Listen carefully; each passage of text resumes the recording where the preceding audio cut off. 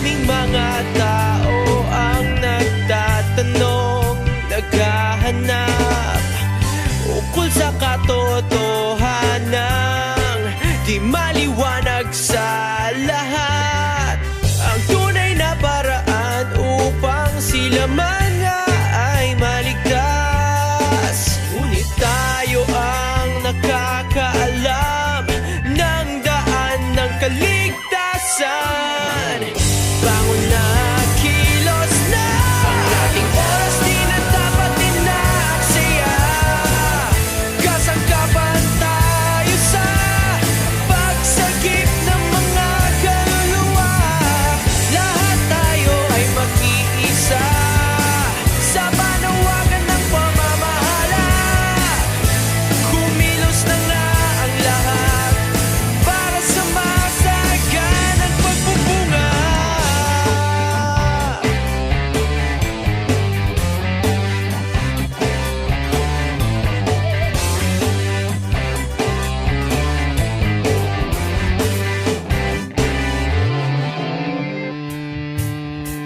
Ang ating mga kaibigan at mga mahal sa buhay, silang mga hindi pa kabilang sa iglesia, tatanggap ng tunay na buhay.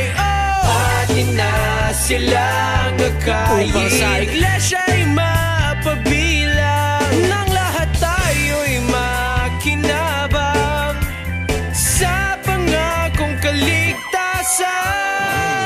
Bangon na, kilos na, ang ating oras di na dapat inaaksaya. Kasangkapan tayo sa pagsagip ng mga kaluluwa. Lahat tayo ay mag-iisa sa panawagan ng pamamahala. Kumilos na nga ang lahat para sa masaganang pagbubunga. Maraming paraan para ihayag ang katotohanan. Ano mang masagupa, di tayo pahadla.